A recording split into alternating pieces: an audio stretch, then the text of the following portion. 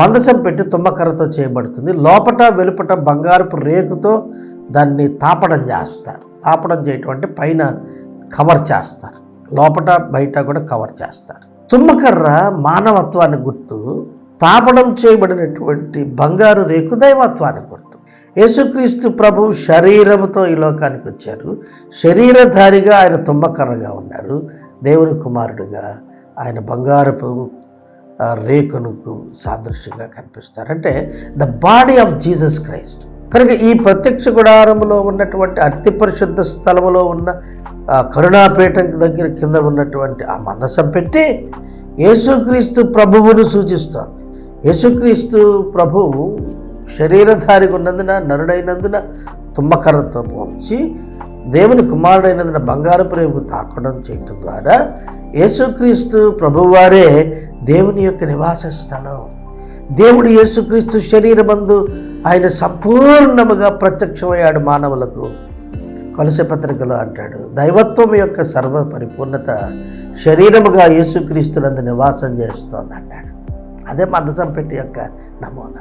ఈ మందసం పెట్టిలో 3 వస్తువులు ఉంచబడేవి. అవేమిటంటే మన్నా కలిగిన బంగారు పాత్ర.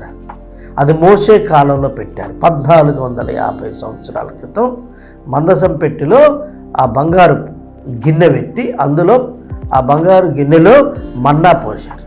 సుమారుగా అది మనకు 1450 BC నుండి క్రీస్తు పూర్వము ఇజ్రాయేలు జనాంగం 722లో వాళ్ళు చెరక వెళ్ళినప్పుడు, అలాగే యూదావారు 586లో చెరక వెళ్ళేటప్పటి వరకు కూడా ఈ యొక్క టెంపుల్ అమరిక అట్లానే కొనసాగింది.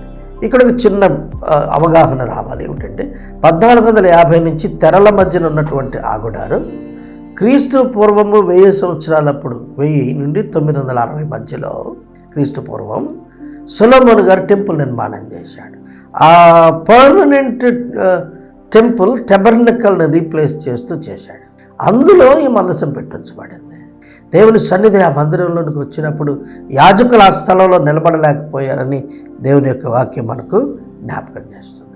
కనుక ఆ యొక్క మందసం సుమారుగా 900 సంవత్సరాలు మనకు కనబడుతుంది.